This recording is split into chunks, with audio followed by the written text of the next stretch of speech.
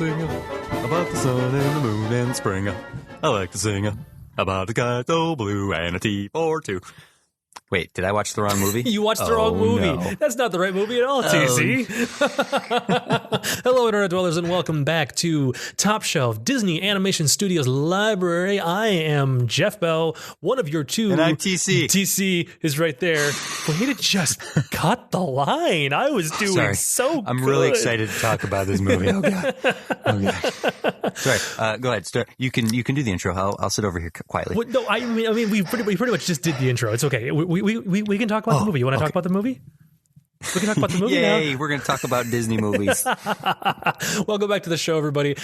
This week's episode, we watched the 1940 Disney film. Obviously, it's a Disney film because this is a Disney podcast. I am going to try not to say that every episode. But we watched the 1940 film Fantasia, which, and as you noticed, the beginning of this episode did not have a quote because the movie's a lot of music, and I couldn't just pull a quote from music. you could have done the Mr. Sikorsky. You know, that is true. Oh man, and Mickey sounded so weird too. Look, let's just jump on this right away. Mickey Mouse is the most iconic Disney character. He's the original Disney character. Right. Oswald, shut up. But nobody wants to sit through a 90-minute, 100-minute, 2-hour movie of that voice. That is true. It's very annoying. It gets on you very quickly. I love Mickey. Mickey is one of the most important pop cultural icons of all time. But that voice. That's why we could never have a 2-hour Mario cartoon movie.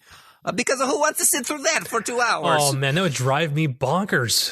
That would drive me so flippin' bonkers by the time It's the voice. I love Mickey. And is there anything more iconic to just Fantasia itself but Mickey also with The Sorcerer's Apprentice? Oh, right.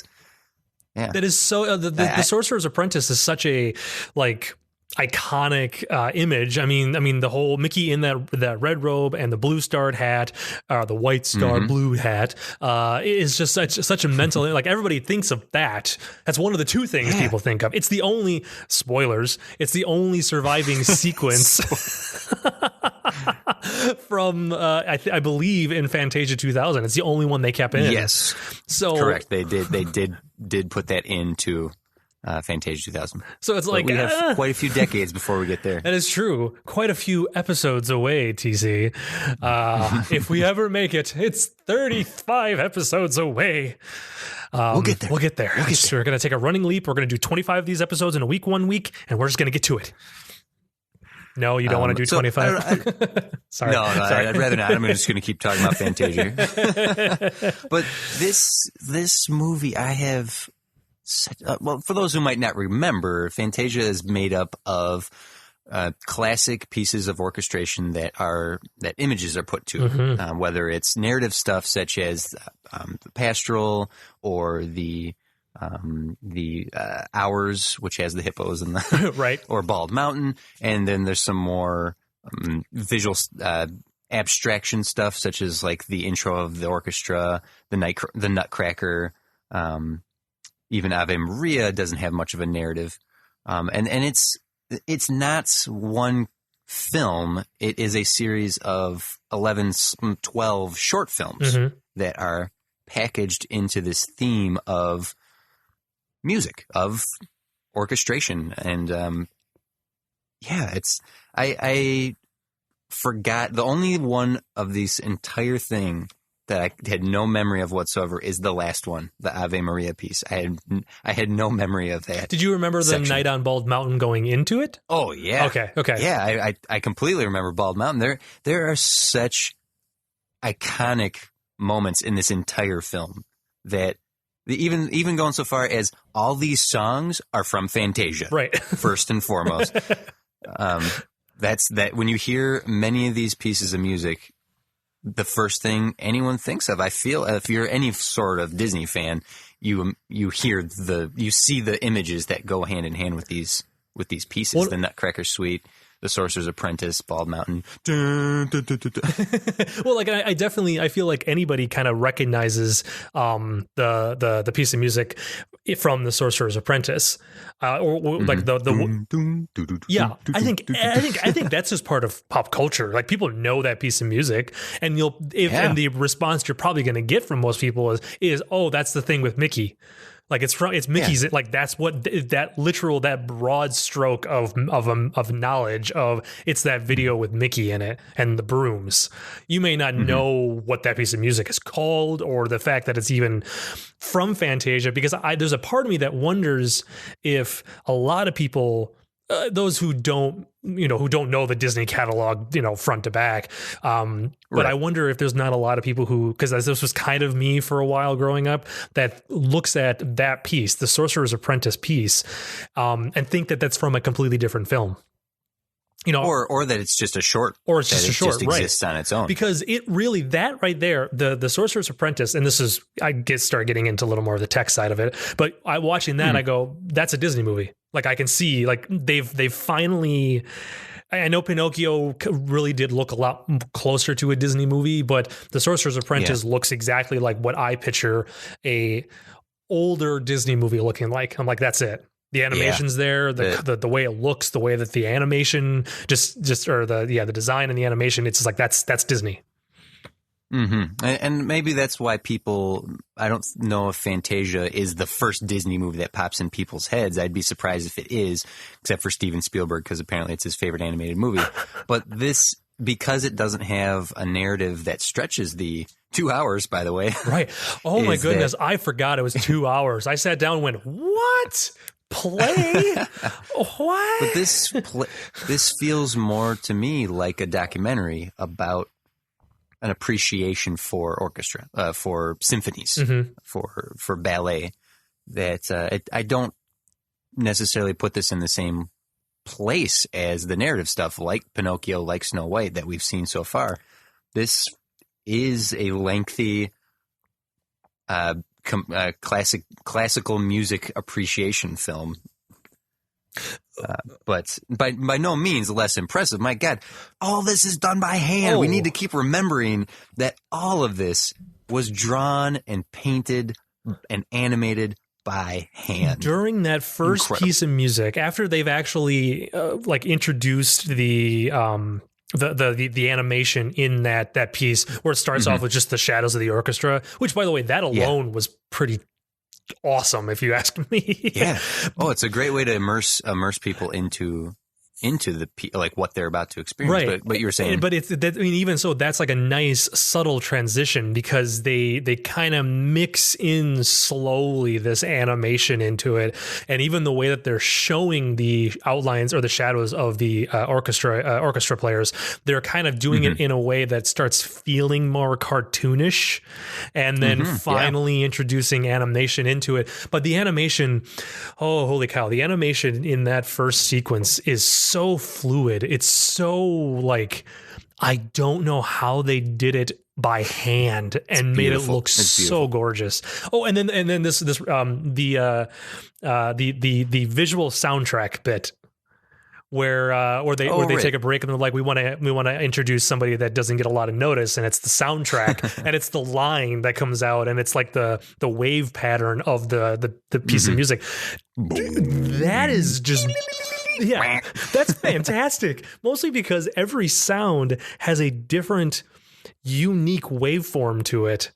Like it's got its own style and how it's animated. Sometimes it's jaggedy lines, sometimes it's kind of curvy, like, wide lines, and just, it's so well done. And to think like, that's all done by hand. That was another piece that I had no memory of, was the soundtrack guy. Yeah, I don't remember that.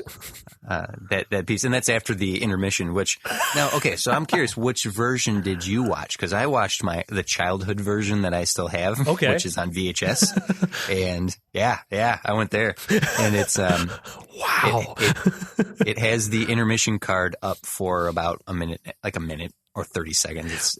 It does the intermission. Did it say Fantasia, like that title card? Yes, okay. That's the intermission card. Okay, so that's the version that I watched. I watched a Blu-ray rip of it, but it Blu-ray copy totally didn't Didn't. I watched a digital copy of the movie. Yeah. There you go. No, a fascinating thing. No opening credits. No closing credits. Are there any other major motion pictures that have that? Is this like a one of a kind situation? I think it is, because actually I was a little thrown off by the fact that there was not any closing credits. The movie, because that whole Ava Maria thing happens, and they're kind of just moving off into the sunset and the sky, and then boom, and then it's just kind of it fades to black, and I'm sitting there watching the screen going, this is a really long pause for some reason. Yeah, and then I went, oh no, it's done. It's done. Yeah. It does make it feel more like going to a concert. I will say that having the curtains open and close between intermission, have the curtain open at the beginning, it did feel like being transported to, I was watching on my big screen, so with the lights off, and it did feel live in a sense. Mm-hmm. But the other variation I'm wondering if you had is the pastoral, the Greek mythological characters. If you guys have any interest in going on IMDb, there's a novel's worth of information about specifically that piece, with all the fawns and the Pegasuses and the centaurs. Centaurs. Words are hard, TC. Did your version have Sunflower in it? Is Sunflower the one that was shining the shoes? Yes. Or the hoofs or whatever, or was helping, was like one of the, was like a handmaiden. Yeah. Mine did not have that. Neither did mine. Okay. It's now oftentimes in the classic Disney era, when you go back this far, and being products of the era in American history, we kind of touched on it last week with the is Stromboli racist, stereotypical Italian man, and I argued that it wasn't. However, Sunflower is a racial stereotype, a black character with the big lips, who's submissive to the centaurette. Now, here's a little interesting factoid about her, Sunflower, the character. They did their best, like the versions we watched, where they pushed in the animation so you couldn't see her, and they essentially omitted her from the film. Right. They have since gone back and put her back in a couple of variations of Fantasia. But the neatest thing is that people on DeviantArt and fan art sites out there have embraced Sunflower, the character, and empowered her. And there's some amazing fan art out there of the centaurettes and the zebra centaurettes, because those are the African female centaurs. Right. So there's some it's cool, I think, that people have embraced what was kind of a rude choice, Mr. Disney. but you know, malicious or not, right? You know, but like you said, you're coming back, and I don't condone it. I don't, by all means, I'm not saying that, but it's you're like you said, it was from that era, and it's so hard sometimes to pass judgment, because it's like, well, that's what they were doing back then. Sorry, that's wrong. That was the norm. That was the norm back then in the average like American's eyes. But it's still like, oh no, don't. Why would you? It really is that question of malicious intent. Was there malicious intent in doing that, or was it just a sad product of the times? And certainly this is not something that we need to go on continued length of, because it's such a minute part of what makes this movie so good. It was just something that was worth pointing out, is that there are different variations of Fantasia out there. But in particular, it's whether the intermission card is there, whether there's credits at the beginning or end, and whether or not Sunflower has been omitted from the film. True. It's funny, you know what? They omitted Sunflower from a lot of copies. However, they didn't bother omitting all of the nudity that's in this film. Demon boobs. Oh my goodness, demon boobs. This is where the show. That's my note. That's my note in my it just says demon boobs. So going into it, because my first note was, what are the guidelines for mythological creatures and nudity in an animated film? That's a question that I legitimately have, because this is still a family film. I don't care if it's from the 1940s. It's still a family film. It's still an animated film. The centaurs or the centaurettes, like when you first see them, they're bathing in a lake. And they first come out, and you're like, oh, there's the shape there's the shape of a boob on the one, and you're like, whatever, that's just how they look. But then you realize, like, no, after that sequence, they're all wearing like tops or like flowers that cover them, which then makes me go, look, Jeff, so she was topless. Yeah, no, Jeff, come on. You have to think in Disney logic. Donald Duck walks around pantsless, but he puts a towel on when he gets out of the shower. True. That is very true. And so going into that, I'm like, okay, all right. So they're made some weird Disney logic, but no. The ghost during the night on Bald Mountain, flat out boobs. Just there is nipples. Oh, and I wrote that down. I went that it's not just the outline, it's not just the shape. They flat out have nipples, and I went, what? How is this in a Disney animation? How?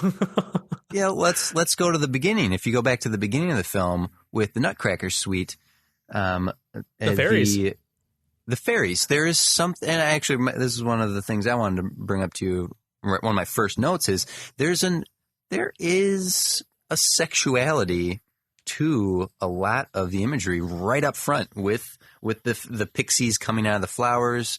And, you know, the passing of the seasons, those draw even the fish. Am I supposed to think the fish is sexy? Like, it's got the Betty Davis eyes. I'm very confused right now, Jeff. I have a lot of questions and I need some answers because I don't know how to feel right now. You know, it is very true. Like even the fairies were very kind of provocative in their drawings and their style, which real quick as a side note, I would like to point out that they looked very much so like Tinkerbell. Yes, like, yeah, or like definitely an early exactly an early concept. Grandparent. But I'm fascinated by the fact that Strakowski he detested were the words. He detested the Nutcracker, and it's not performed very often in the 40s. Yeah. Oh. Can you go a Christmas without hearing the Nutcracker now? Well, see, that was I started making a list because when I heard that, I went, what do you mean it's not performed that much? I think everybody knows the Nutcracker. And then I started like researching that, being like, wait, 70 plus years ago. Yeah. And then the other one, like the other comment I made is when they're talking about, oh, I'm sorry, which song is it? I was trying to keep track of all of them. The one where it's like the actual history of the world, or the Rite of Spring. The Rite of Spring. When before that, like, so like the message that the host gives, as well as what you see, it wasn't a meteorite that killed the dinosaurs. But it was the Dust Bowl. It was the Dust Bowl effect. And I went, wait a minute. Wait, did they not know it was a meteorite back in 1940? And I looked it up and I'm like, oh no, it's the late 70s is when the person had actually discovered it. And I went, crazy. Wait, that's the element of documentary that this movie gives us. Yeah, I'm like, wait, that was only the last 30 almost 40 years ago that happened. I thought that happened like centuries ago. And I'm like, oh. It seems like such common knowledge, right? Yeah. A meteor destroyed the dinosaurs. Right. Oh, a little bit of spoiler here. The Dust Bowl is an issue in the movie Dinosaur, which we will get to many moons from now. Ooh, interesting. Disney's coming around full circle with their theory. They're really pushing the whole Dust Bowl theory. Disney believes it was the Dust Bowl. Speaking of theories, though, can you imagine trying to push evolution as a piece now? Oh, do you think man. that Christian right would have any? I definitely don't want to get political, but I thought it was fascinating that they blatantly laid out, to the best of their knowledge in the 40s, right, evolution. Like, that the universe was created, that Earth was created over billions and billions of years. Billions and billions of years. Thank you, Carl Sagan. You're welcome. No, I thought that was rather progressive. Agreed. For the time. It would definitely be progressive now. Agreed. Like I was watching that going, oh, that's very interesting that they are flat out just saying, yeah, no, it's evolution. No, it's evolution. Look, they came from tiny little organisms. Yet then, 20 minutes later, they show us Greek gods, which is like, okay, now you're just confusing me and what you believe in. That's for the faithful people to go, oh, well, see, they showed the fantastic mythological Greek characters, just like they showed the fantastic mythological idea of evolution. TC, I got to say this. Don't you just hate it when you're having fun with your centaurs and little flying babies and you're just drinking wine and running around, and then the Greek gods show up and just ruin everything? Don't you hate that? I hate that. I hate when that happens. I do. See, I feel that the pastoral is a commentary on alcoholism and the foolish nature of partying like Bacchus, because he looked like he was having a good time, but we were laughing at his foolishness. You know, and I will say this right now, Bacchus might have been fooling around, but I think we know where the guy from Pinocchio was selling all the jackasses to. You're right. Because that jackass he's riding around looks very familiar from somewhere. So that's the market. His market was to Bacchus, the Greek god, or the Greek. Oh man, God, I had such a fondness for that section when I was younger. My obsession with dinosaurs began with Fantasia. That section of the dinosaurs really enthralled me when I was younger. Yes, before anyone wants to comment, we know Tyrannosaurus Rex and the Stegosaurus did not exist in the same era. In fact, we live closer to the era of the Tyrannosaurus than the Tyrannosaurus lived in the era of the Stegosaurus. But the time between the two, we understand. So is that the reason why the T-Rex was in Jurassic Park? Because it's Spielberg's favorite movie? It should have been called Jurassic Park. Okay. I mean, if Spielberg's favorite movie is Fantasia, and Fantasia deposits this idea that the T-Rex was around the same time as all the other dinosaurs, I'm sensing a conspiracy here, TC. You've solved it, You've solved the mystery. Well, that's the end of this podcast. I'm done. All right, cool. Thank you for listening, everyone. You can read from it. Jeff, what are your memories of Fantasia? Like, when's the last time you watched this? Actually, we haven't touched on that yet. It's been. I saw this movie more recent than I had Pinocchio, but not as recent as Snow White. I'd have to say it's probably been about 14, 15 years. I think it was sometime in early high school that I had watched it, because I remember going, I don't think I actually have any knowledge of this film. Let me rent it. Yeah. Rent it back in the day, kids. We'd have to go to a store and you paid somebody to borrow a copy of their movie. It's weird. Blockbuster Video. What a difference. Oh man, you brought back the theme song too, the jingle. Wow. Oh, wow. That's blowing my mind. So it's been probably like 14, 15 years. And I know the Sorcerer's Apprentice. I know, I remember bits and pieces of the one with Bacchus and the pastoral one, but like, pastoral, but I know I have memories of Night on Bald Mountain, but I couldn't tell you. I know exactly what happened in the Sorcerer's Apprentice. Everything else, I have absolutely no memory of.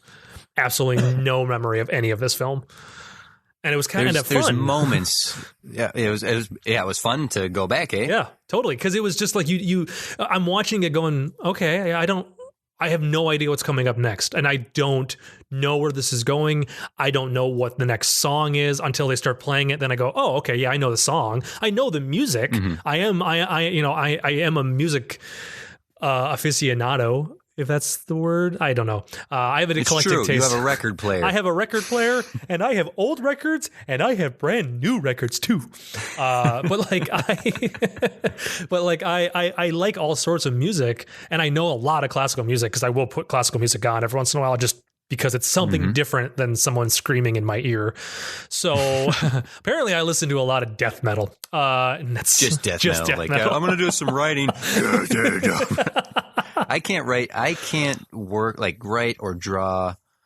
Like, if I'm really having to focus on something, I can only do it to orchestration, scores. I listen to a lot of musical scores, not musicals, music scores from film. From films, yep. Because lyrics sometimes infiltrate my writing, so then they make their way into dialogue. Oh man, I don't know how you write I don't know how you would write with lyrics, because I would be like, no, stop singing. I wrote the last 4 songs I listened to. This is not going to work in the script. We did tear down Paradise and put up a parking lot. Why do I keep repeating the lines, Jeff? Why? What is this? Why did you? It's the same line 4 times. It's like, well, yeah. It's just 3 pages of I chime in. Haven't you people ever heard of closing the door? Oh, and then all of a sudden, Cotton Eye Joe. Why is Cotton Eye Joe playing? What is this lyric? What? If it hadn't been for Cotton Eye Joe, we all know this is an no. Okay, we're not going there. This is a family show. So I remember lots of this movie, Yes. but only in that as soon as the pieces started, did memories flood back. And I wonder if it has something to do with, we had the Disney Channel growing up, and I can remember advertisements on the Disney Channel where it's like, you're watching the Disney Channel, and they would show imagery of things. And I really recall a nice little 30-second spot that had the hippos dancing with the crocodiles and the spinning flowers doing Russian dancings and Mickey crashing the waves along the side of the cliff. Mm-hmm. And that is, all those moments are so vivid in my memory. It has to have come from not so much watching Fantasia, but seeing it bombarded across the screen, watching the Disney Channel growing up. I'm sorry. I'm looking. I'm going to try to find that commercial, and if I can find that commercial, I will put it up onto the page or onto the website. Oh, thank you, Jeff. Just for you, TC. Just for you. Yeah, no, it's strange. It's funny, and it's funny that you're talking about like once the music started, once you got into the piece, then you kind of go, oh yeah, okay, I know this, and it's Mm-hmm. I don't know, is that just that whole like recognition? Do you think that's the recognition of the music, or was it the visuals that you recognized? Was it the visuals from the commercials? I do think that plays a part in it, but I feel that music to the creative mind is the most powerful memory inducer. It's true. Okay. People seeing things, yes, hearing, but I feel like music takes me back to moments in time. I can hear a song that on my will come up on shuffle while I'm listening to my iTunes, and it'll take me to a street corner 15 years ago, or a friend that I haven't spoken to in a decade, or the memory of one of my nieces or my nephews being born. Like, the music is so powerful of a memory inducer to me, Mm-hmm. and I feel other creative-minded people that hearing the songs from this bring about the imagery, not so much the imagery bringing up memories. Does that make sense? That totally makes sense. I have one movie score that happens to me without fail. Doesn't matter what happens, I will pop that thing on, and I am just completely in a different place. I'm mentally, I have all these very strong memories of a particular time in my life that surround that movie's score, and it's I totally get it. I totally understand where you're coming from with that. I get it. Which score is it? The early 2000s version of The Time Machine. Oh, that is super fascinating. That would be of all scores. Of all the scores. It's not Back to the Future. It's not any of these movies that are in like the top 50 movies of mine. It's The Time Machine. And there's something about that score that's strangely beautiful, because it's very orchestral, but it's also very big and huge in spots, and then the second half becomes this very like primitive native style tone when he ends up in the distant future, and it's such a weird kind of eclectic score, but it's just there's a motif in it really that just makes me powerful. Chills. Love it. There really is something powerful about orchestration, and I don't know if my love for that came from growing up having seen this movie more than once or what, but I genuinely have a love for orchestration, and it very well could be rooted in this film. But this movie is so different than the two we've watched so far, because it's not a character exploration. It's not a narrative plot. It's just this series of 12 short films that are of different art styles, that are of different music, different eras of orchestration, and it's great. I like this. We're going to get to the package films, which I don't know if you've seen, which will feel more like this in that they have that sort of pseudo documentary feel. Mm-hmm. Are those like the Three Caballeros and stuff like that? Or is that what you're talking about? Make My Music, Fun and Fancy Free. Those movies, you're going to see some similarities to Fantasia as opposed to Snow White and Pinocchio. Which it was interesting because I was sitting here trying to think of like, well, what's the moral of this movie? And I'm like, well, there isn't one really, and there's not like a lesson to learn because it's not, as you just said, it's not a standard. As we could consider, it's not a standard Disney movie like we'd already watched. So yeah, it definitely makes it stand out a little bit more because it's so different. But you can kind of look at each piece in itself. So, for example, we can kind of go through each section here real quick, and if you have any thoughts on them, we have the intro of the band, which we kind of touched on already. It was a nice way to immerse the audience into what they're about to see. And then we have the Nutcracker piece, which is, for me, that is the definitive imagery for the Nutcracker, not the ballet. When I hear these songs, I think of the dancing Russian flowers or the little toadstools. Right. That's a good mental image to have. I'm sure Tchaikovsky would be very happy to know that that's. Hey, he didn't even like it, so forget that guy. And then the Sorcerer's Apprentice. I stand by it. There's no more iconic. Perhaps Steamboat Willie, only in the fact that that's the opening Disney logo now for so many movies. Right.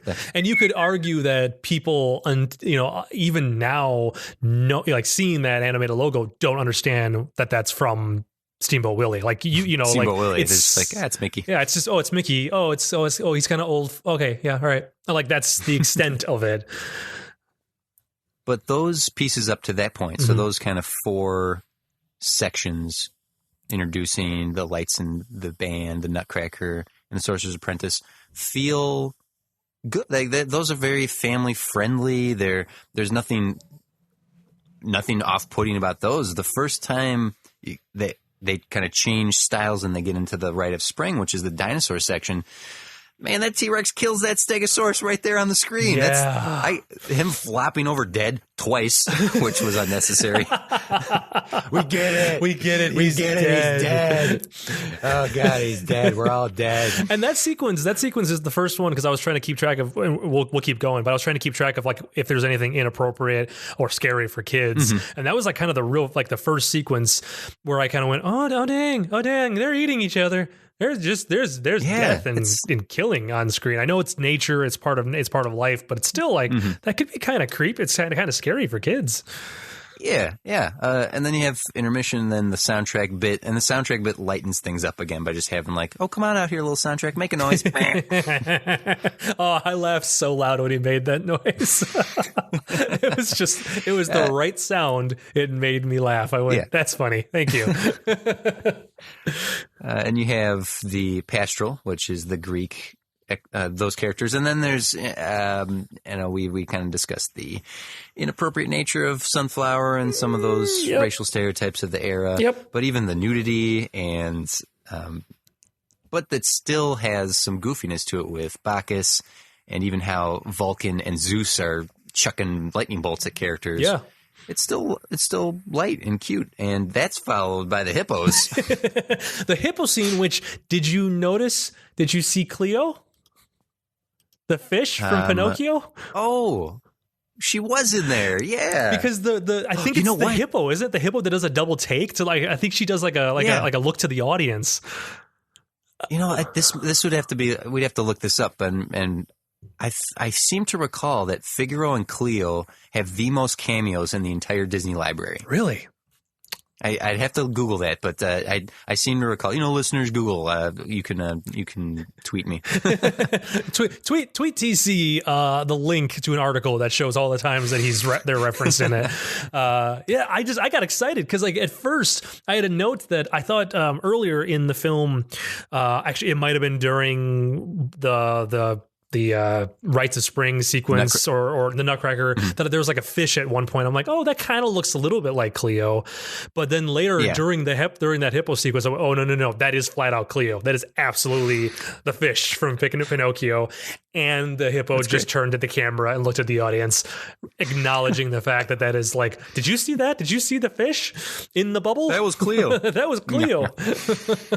Oh, if only we could have had, like in the Warner Brothers cartoons, the silhouette of a guy standing up on the bottom of the screen going, that's Cleo! And sit down. Yeah, then the cartoon's turning at him and looking at him until he sits back down. Very classic. But for as light and as wonderful as those are, the animation, the physicality of the ostriches, the alligator, the hippo, and the elephants, which I forgot about the elephants. When they showed up, I was like, oh yeah, I forgot about these. But the animation of those characters is, I love how the hippos move. They're just, again, hand drawn. It's just incredible. Oh, totally. How animated they are. And how well animated they are. I mean, they look, I don't understand. I don't understand how anybody is able to do that and do that so well. I have an art major. I have no idea how anybody could do that. Well, after all that funness, it goes into Bald Mountain. True.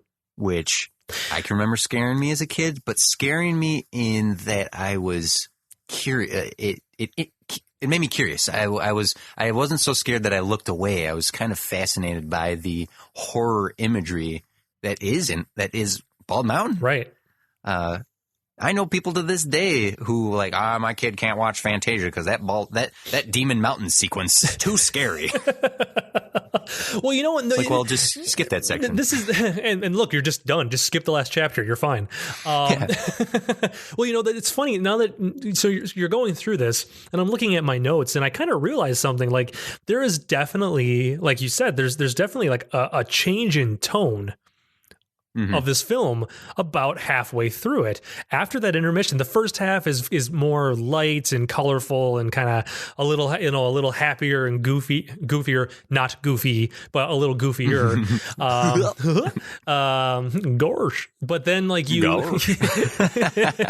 but then you hit the intermission, you come back and then it's almost like they structured it because they knew someday kids would just fall asleep halfway through it listening to classical music. You're right. And the second half is for the parents. Yeah, that after the hippos from Bald Mountain into Ave Maria is almost 15 minutes long. Mm-hmm. Yeah, it's somewhere like 13 to 15 minutes long. That's some of these sequences are quite lengthy. Particularly Pastoral's a bit long. Mm-hmm. But the Rite of Spring is a bit long, and not long in a bad way. I'm not criticizing it for being lengthy. It's just that last 15 minutes of the movie is not for kids. No, it's not for kids. Well, the Ave Maria portion of it is is very man. That final shot, pushing through the trees, and then to the mountain, and then to the sky. Mm-hmm. And then the sky some more, and it's like the sequence itself just draws on for a very long time. Keeps going. Yeah, and I think that's an issue. I think a lot of people would have issue with that nowadays because I feel like we're in a world where we're so used to don't let things play out too long, this is a good thing and a bad thing simultaneously. Right. We're in a much quicker, like a faster paced world to actually let stuff just go on that long and without a pause. I feel like, I mean, hey, I'm right there. There's a part about halfway through this film where I was kind of like, okay, how much more of this is there actually? And then I got distracted with it again. And then we hit the Dance of the Hours and Night of Bald Mountain, and I was like, all right, I got it. Yep, I'm in. You got me now. But there's still like there's a part where it's like it's too long for a lot of today's culture. And a lot of today's people, and I feel like it's gonna put people to sleep. And kids kids are not gonna stick around, and maybe that's why I never liked it. I don't think I finished it when I watched it 15 years ago. Or 17 or whatever. Oh, wow. I don't think I finished it. You didn't get to that section. No, because I was just like, this is not entertaining to me. I was also a very different person 15 years ago. Mm-hmm. I mean, I wasn't exactly the same. No different. Way to stick same with hair. Your morals. Same hair. Hasn't cut it since. No. DC looks like Cousin It right now from the Addams Family. It's really long. He's even talking like that. You guys are just... Deep reference, Jeff. Deep reference. That's one for the modern people that no one's gonna get.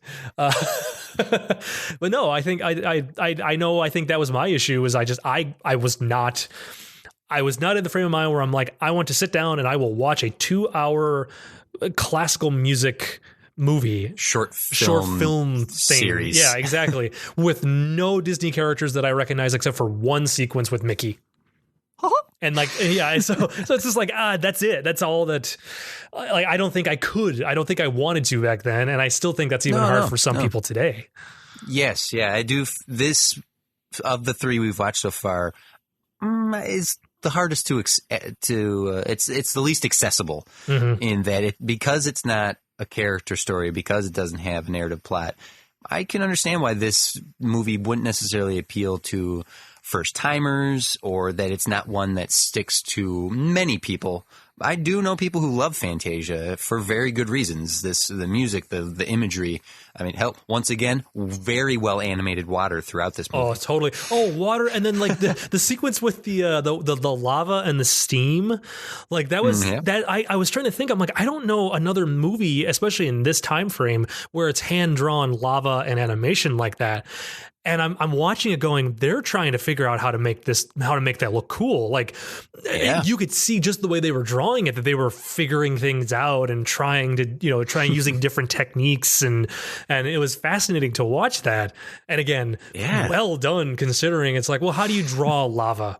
Lava doesn't move very fast, first off. And you have to make this look excellent. They innovated so much in the world of animation to go beyond rotoscoping to develop technique based on, like, they walked a hippo into the animation studios. They to this day they will bring in the creatures they're trying to animate to watch them move. And they will send their animators around the world to absorb themselves into the culture or the hemisphere that they're trying to draw. And to see them animate water and lava, you just have to assume that they went and did character, quote unquote, character studies of lava. Tim, we're sending you to Hawaii. We want you to take a look at this active volcano. Just go stand by for a couple hours, draw some stuff. It's like Tim never came back. I miss Tim. I miss Tim. Guy. He was a nice guy. He was the only one that really knew how to draw lava. Up close and personal. Yes. How do you get people to watch this then? Is this a movie that you could give to sit a kid down? We kind of ask ourselves with the other two, is this appropriate for children? And I ask the same question now. Is Fantasia, as part of this library, something that you would sit a family down and watch?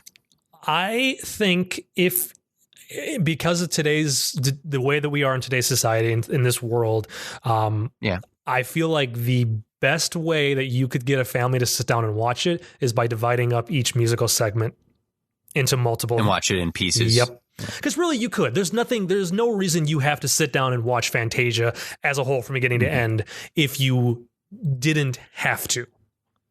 Right. You could. I'll tell you what, could Jeff, break it into 15-minute segments. You watch this one tonight, watch another one tomorrow night, and just kind of dole them out a little bit. Well, that brings up a fair point in that Walt Disney himself was innovating film by creating theatrical length feature film animated films, right? But he had developed his technique and the Disney style over short cartoons, and with Snow White and Pinocchio and this, there is still the mentality of short film storytelling, particularly in Fantasia here. But think about Pinocchio, think about Snow White. Those movies are structured as bit after bit after bit, they are laced together by a thread of a plot, but they still can be watched in pieces. That is very true. Yeah, we have yet to see within these three films a feature film that can't be watched that way, that needs to be watched in its entirety. The only thing that I think that might bore some kids, and this is going off of my own experience with children, especially watching Disney films, is that because Fantasia, besides Mickey being in that one sequence, There's no Right. recognizable Disney characters in anywhere else in the film. So what you might run across this issue with, whereas at least Pinocchio or Snow White, the characters are there. You see them. If they're not in this scene, give them 10 more minutes and they'll show up again. Give them 5 minutes. Give them 5 minutes for that matter. But like, whereas this one, it's at least 25 minutes before we get to the Sorcerer's Apprentice, if not longer. Maybe a half hour. Yeah, about 20 minutes, 25 minutes, somewhere in there. And then after that sequence is done, Mickey shows back up to, pull on the conductor and then walks off. And then that's it. That's the last time you see a recognizable Disney character in this film. Mm-hmm. Yeah, the hippos and the alligators and all that stuff, they look like characters. They look like Disney characters, but they aren't Disney characters. So you toe this line of the kids are going to be like, well, when's Mickey showing back up again? Or, Plus, where's Minnie? Where's she going to be? Where's the princess? Like, right. And another thing that's a turnoff for trying to sit people down and watch this is how much explanation occurs between the bits, particularly before Rite of Spring and Pastoral. The narrator, here's what you're about to see, and he tells the whole thing. And it's like, all right, now let's watch it. It's like, you could have skipped that, just went right into the next piece. Right? Yeah, we don't need to hear you talking about this. Come on, just show the darn thing. Oh, hey, sit still, kids, because as you know, the instructor told us Vulcan and Zeus still need to show up. All right. Oh yeah. No, there they are. Jeff. What? Hear me out here. Okay. I know we'll get to a theory that you may have found, but I have a little theory myself about Fantasia that I'd like to share with you. Okay. I feel that the older I get, the older viewers of this movie get, the more they can appreciate this film. Because, now tangent for a second, I used to love making mixed CDs. Okay. I don't know about you, Jeff, but I loved making mixed CDs and figuring out the order of the songs to structure a story. Okay. I always liked my mixes to have arcs to them, that it wouldn't just be 10, 15 random songs, that there would be some sort of flow to the entire album. Okay. And hell, some of the best albums out there are structured around the flow of one song to a next. That is very true. In a world we exist in now where it's singles, you just buy a single off iTunes, the art of the album has been lost. It's true, because even nowadays, if you look at an album, a lot of albums are, well, these first 5 songs are the singles. There's no connection to them. Oh, but then like the second half of the album, there's kind of a flow there. It's because that's first where they put all the rest of the songs. Well, hear me out. Here's my theory about the album-like structure of Fantasia. Okay. I think Fantasia represents human life. Okay. You intro the band, and you get into what the ideas of this piece is this whole film's gonna be through very vague imagery, and that is birth. That the movie births you into music, right? Okay.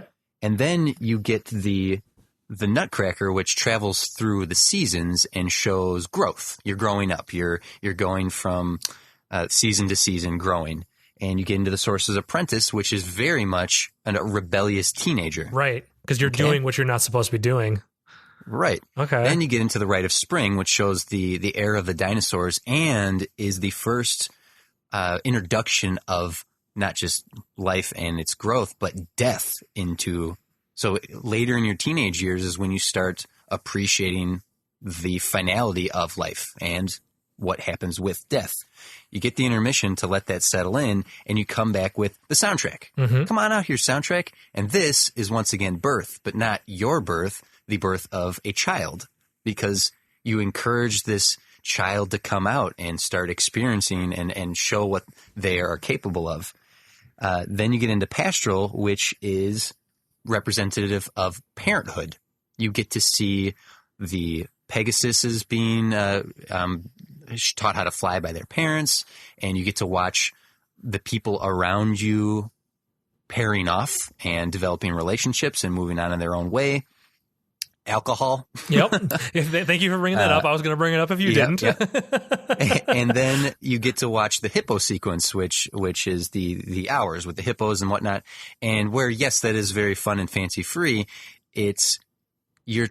I feel, just going with my theory here, that's taking a step back, and it's letting your the grandkids and the younger kids in your life experience the fun and cuteness of these cartoon characters, a distraction of sorts that a grandparent would put on to distract their kids. Then you get into Bald Mountain, which is truly nearing the end of your life and death, and really appreciating the gravity and what is to come. Right. But as fearful as that might be, especially later in your life when you're reaching the end of it, you do have the hope of the afterlife, which is represented in the sunset. Right. Well, that just blew any theory that I was going to talk about out of the water. Well, Jeff, I'm going to make you even madder. I literally came up with that while we were talking here. Oh, man. How can you multitask so well? I don't know. I while we were discussing the pieces, it kind of dawned on me that there is somewhat of a whole arc in Fantasia, and it is the story of life. A story of life from the beginning and the end. And that is very fascinating. That theory, because as everybody knows, I looked up theories for Fantasia just to see what there was. So that way, if there was anything interesting, we could discuss it. I did not stumble across that being a theory from many places. I've developed a theory. So quickly, write it down, write an article. I've wrote, and then I got to write. I'll do a video essay. And then do a video essay on it, and then we'll throw a whole bunch of money on it, and it'll become a viral video, and you'll become a superstar. Done. Yes. And then you'll plug this podcast.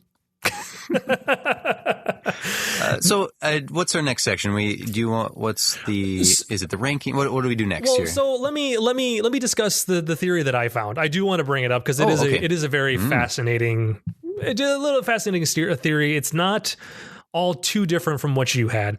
Good. All right, cool. I'm on the same page as someone. I'm okay with it. You're definitely on the same page. What it is so I found this. It's a video essay from the YouTube channel Watso Videos.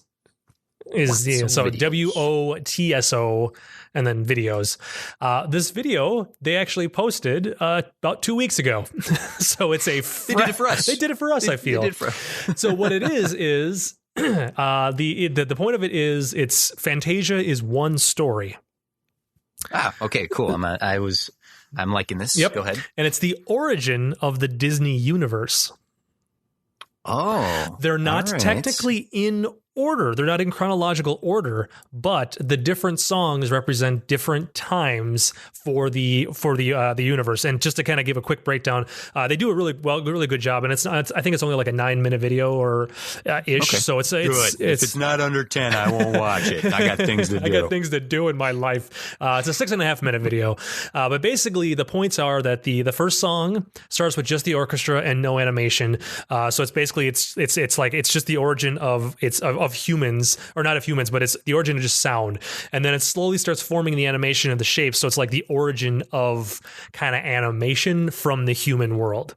Okay. It starts off a little kind of ridiculous here at the start, but it gets better. But then what happens is those shapes, those random shapes and items start taking on personalities of their own. So they start becoming sentient. And then ultimately it leads into the forming of the universe. The ones that created the shapes were the Greek gods, or the gods that we saw from later on. They're the ones that created it. But then what we do is then we see life form on Earth during the Rite of Spring sequence and going up. You know, it starts off very much so like our world, our history, leading up through to now we've kind of entered this alternate dimension. So then the dinosaurs die off. And then as time passes, something changes in this alternate world where instead of humans coming, now magic starts forming. Yeah.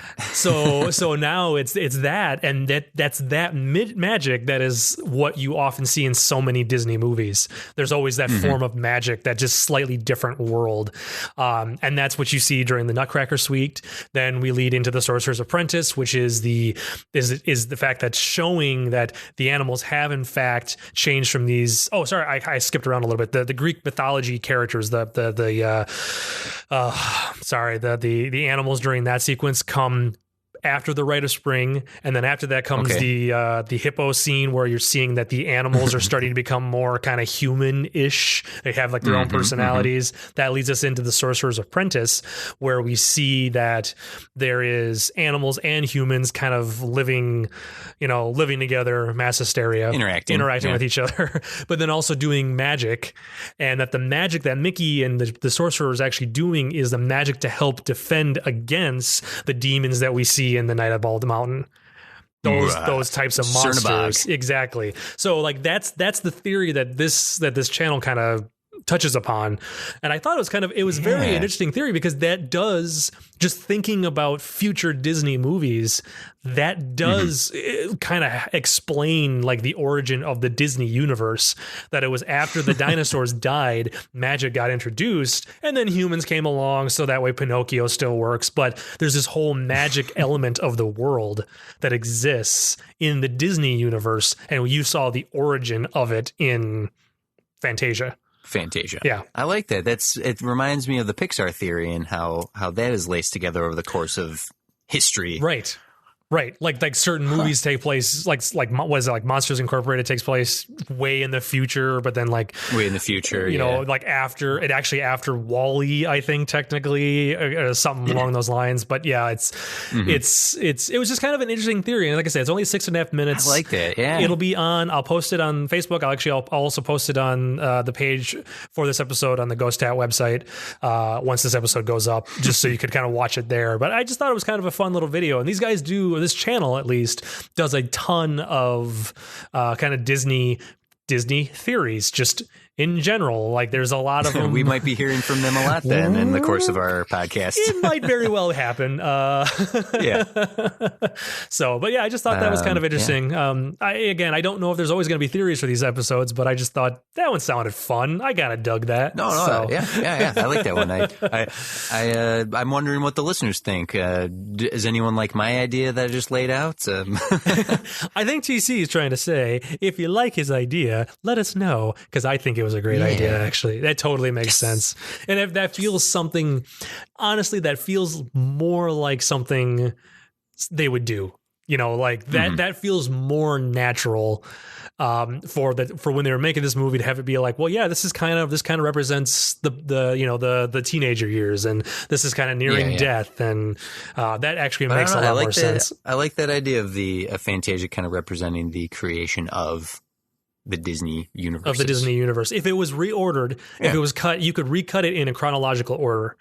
Because it's definitely out of order right now, but you could recut it, which would mean that the Sorcerer's Apprentice would happen right before Night on Bald Mountain, like in that order. Well, then, speaking of orders, I have to ask: of all the Disney movies that we have watched for this podcast, all of them, where do you rank Fantasia? It's tough. I mean, I know we've watched 3 whole movies so far. So this was tough for me too, though, to be honest. As I was watching it and keeping that in the back of my head of comparing it to the other two and where to put it. So this isn't easy. So I will say this: it is my number 3. Oh, all right. Because do we finally disagree? Okay, good. Maybe. I'll let you explain. No, I'm going to put this as number 3. I love the music in it. It's a lot of fun. The visuals they do is a great idea, and it came out gorgeous looking, just as the last 2 movies have. But at the end of the day, it does not feel like a Disney movie to me. So I tend to lean towards Pinocchio and Snow White, because those are Disney movies. Those are Disney characters. That's the 7 Dwarfs. That's Pinocchio. That's, like I tend to lean towards that over this one because of that reason, because that feels like a Disney movie to me. So I want to say, Pinocchio is still number 1, Snow White and 7 Dwarfs is number 2, and then Fantasia is number 3 right as of now. So what's your order, sir? Where do you want to put it? Well, much like when this movie came out and it was a critical and financial failure, and over time people have developed a love for it, going so far as it was re-released into theaters in the 60s to capitalize on the psychedelic era. It was the best-selling VHS when it came out in the 90s, and people have developed a love for it over time, which plays into my concept of you have to be older to appreciate this. Right. I've definitely enjoyed it this time more than I have any other time in my life watching it, though I can't tell you when last time I watched it. But you are not wrong. There is something that doesn't quite do it.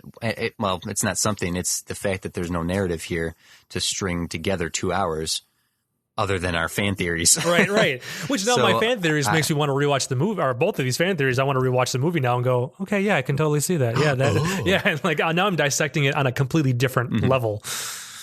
But yes, I am going to put it just underneath Snow White, so that it's my number 3 as well, but very close. I went back and forth on it, but when it comes down to it, I could put Snow White in and watch it again, whereas Fantasia is, in a small way, a commitment.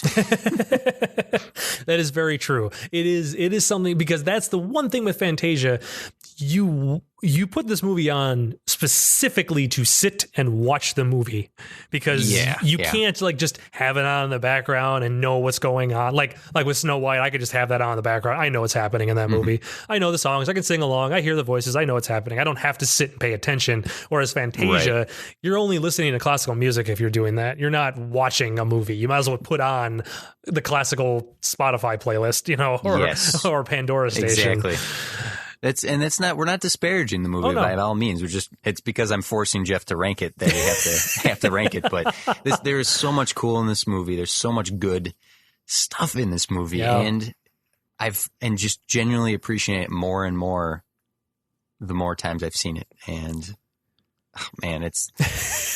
So there's some classic Disney in here. There is some, and that's the thing, is like, it's not saying like, oh, well, they hadn't figured out their style yet, because those animals are flat out Disney characters. Bacchus looks exactly like a cartoon human-esque character would in a Disney. Like you go, yeah, that's Disney's work. You can see that, but it's not. I don't know. It's just it's tough. It's not exactly the Disney movie that the average moviegoer is going to want to sit and watch. There you go. I'm curious to see what our listeners might think about Fantasia, especially compared to the other 2 films we've watched together so far. So certainly comment, and you can tweet at me at TC's Big Head on the Twitter. And you can tweet at Jeff at Random Bell. Indeed, that's me. I'm on Twitter a lot. I've been spending the last handful of days just on Twitter. I live on Twitter now. It's my place. It's my people. I'm enjoying the my people. You like people, but only in 140 characters at a time. Yep. In real life, that'd be like me starting a sentence and. Sorry, and just walking away. You. That's pretty much how I talk to people in the real life. So, all right. Well, let's. Well, did we get any comments this week? We did get a couple comments. We got one. We got 2 of them. Definitely. Did you want to read Thomas's on the Facebook while I read off our first comments? Oh, I have to go to Facebook. It's on Facebook. I don't have it directly in front of me. That's fine. Go ahead. Go with Collins. So the first question and questions/comments-ish is from Colin Kircher. Colin, yay! For those of you who listened to the AFI Colin. Top 100 podcast, listened to, if any of you have ever listened to Super Happy Fun Time, that was a podcast that Colin and I do every once in a great while. Colin and Lindsay from the AFI podcast will be doing the Oscars Best Picture. So you'll hear him, but Colin wanted to send me 2 questions. Number 1, what is your favorite classic piece of music, and what piece would you like to see animated? Because of this movie, obviously this movie took like a handful of very popular classical pieces of music and animated it. So popular for the 40s. Obviously, they didn't know anything. They didn't know dinosaurs were killed by a giant meteorite. So what is our favorite piece of classical music from the movie, or just in general? I think just in general, just because Colin did this really awesome video a handful of years ago using the piece of music Clair de Lune. And he did this kind of like motion graphic animation 3D piece to it, and it came out looking awesome. So that's I think his question just generally is like, what's your what's your general favorite piece of classical music, and would you like to see that animated, or what piece would you like to see animated? Oh, jeez. It's a tough question. I have to get That is a tough question. I got to open up my classical music because I cannot remember off the top of my head. Yeah, I unfortunately, the things that are popping in my head right now are from Fantasia 2000. Like, I'm thinking, boy, I'd love to see. No, that's in Fantasia 2000. I do this one. Nope, that one said it. Mine's definitely there's a handful of just amazing pieces of classical music, and I know a lot of people might initially go to like Carmina Burana because that's such a well-known. That might be fun to see animated. I'd probably do that for the one that I'd like to see animated. But ironically, probably one of my favorite pieces of classical music is the Piano Concerto No. 1 in B flat minor, Opus 23. Can you hum a few bars? Tchaikovsky, ironically. So, you're gonna make me try to remember how the opening. It's a very big, or at least starts with a very big kind of brassy tone to it, and it's such a great. I don't know if that actually just got picked up. I started playing it. Hold on, give me 2 seconds. I want to play this to see if it actually starts recording. Here, actually, you know what I can do? Here, hold on. Let me do this. I'm gonna kind of play it in my headphones. Is it that one?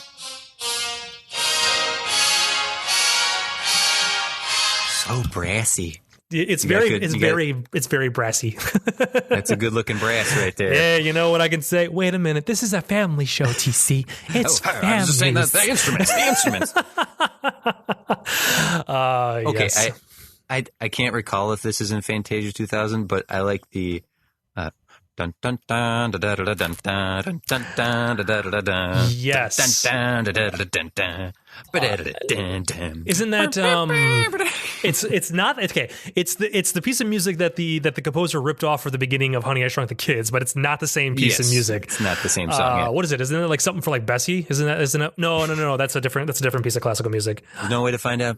I feel that's it. There's no way. I feel like we've suddenly reached NPR status. It's like, yes, my favorite piece of music is the Brandenburg Concerto No. 3 in G major from the Trevor Pinnock and the European Brandenburg Ensemble. All right.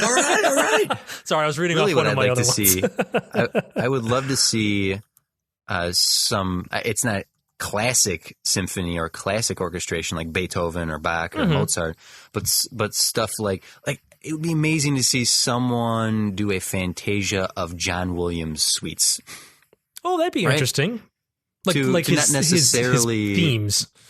Yeah, not necessarily just do an animated Indiana Jones followed by an animated Star Wars, but figure out visual imagery that is indicative of those songs without blatantly being those images. You know what I mean?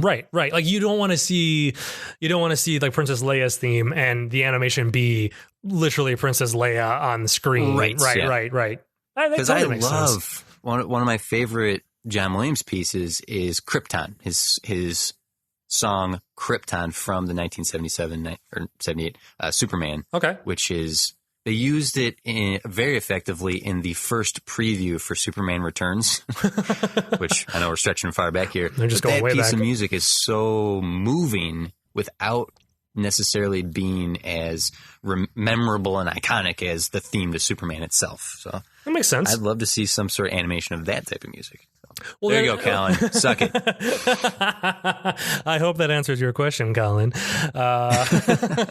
Also, by the way, TC, the piece of music that you were thinking of is Raymond Scott's Powerhouse B. Thank you. You are welcome. I knew that, but I couldn't remember if it was B or D, and I didn't want to sound like an idiot. Yes, that's right. It's so easy to get all those powerhouses that he's done confused. Well, I do have Thomas's comment up here. Okay. Go ahead and read Thomas's. Right, so Thomas says, I want to wish you luck with Fantasia. I tried watching it a few weeks ago and had to stop after 45 minutes. I like to think I have eclectic taste, but watching nonsensical imagery for that long bored me. I'm going to try to watch the rest before listening to this episode. Good luck, and I hope you got more out of it than I did. So, well, Thomas, I hope that by us analyzing the film, at least as deeply as we did in some spots, that you might be willing to go back to give it a second shot. Especially with the But I theories. don't blame you. I don't blame you. That is true. I think that goes right back to kind of what we were discussing earlier about like trying to get just people, anybody nowadays, any families, or how easy would it be to try to sell somebody to watch this movie? You know, like stand by it. It's a commitment. It's a commitment. And as I said earlier, I mean, halfway through it, there was a point where I checked to see how much more time was on it. And it wasn't a pleasantly surprised, holy cow, there's only 10 minutes left. It was more of a, there's like another hour. 45 minutes. It's like, okay. How many more songs are there? Is they short song? They're not short songs. Okay. But like, so it's definitely, thank you, Thomas. It's definitely, yeah. Thank you very much, Thomas. Thomas is a great guy. But you didn't make it all the way through Police Academy. So, I don't blame him for that either. I don't know how I made it through Police Academy. Okay. All of those movies are horrible. No, 1 and 3 are good. Anyways. Off topic. Completely different podcast. If you want to know what I was talking about, check out Franchise Schmanchise on the Ghost Hat Network. So the only thing we missed, the one section we'll miss, and then we'll wrap up today's episode. Okay. The Disney tropes or firsts. What did you spot this time? This is the Tinkerbell-like fairy that flies in and then dollops magic that comes out in a white sparkle. Okay. And it's during the early scenes when you first see all the fairies. Obviously, when you see the fairies. Right. The only scene where the fairies are in. Okay. So you're calling that the beginning of a very Disney element, right? Which is the fairies. The fairies and their magic, and I think what it did to me, why it made me think of that was the way that they animated the magic sparkle coming out after she taps something, or after the fairy taps something, because it's very much so like the Tinkerbell, kind of just like half a sphere of magic, and that's what kind of made me go, oh, okay, that's kind of early Tinkerbell. Okay, so that was my first. I approve that message. Okay, good. Well, fantastic. I think that was a great episode. Next, I'm happy with this movie. I'm happy we watched this. I'm glad this was a thing. I'm glad we did this episode. I don't know where I'm going with this. This is running out of steam. Just telling anyone who might have given Fantasia another watch, or if you just have really fond memories of it, please comment on the Facebook page, which is the Top Shelf. What is it? Facebook.com/ what's the Top Shelf URL? Pod. Top Shelf Pod. Yes. And you can also tweet at both Jeff and I, like we said earlier. I'm at TC's Big Head. He's at Random Bell. Indeed, and you can find us, talk to us all you guys want. We always look forward to people leaving comments and talking to you guys, and it's great to know. And as I said last week, the podcast is up on all sorts of the networks. It's all over the place. It's on iTunes, on Google Play, up on Stitcher. So be sure to subscribe on any of those services, just so that way you guys can keep up with these episodes. These guys go out every Wednesday morning at, I think I'm scheduling them at like 7 now, trying to hit people. Well, 7 a.m. Central.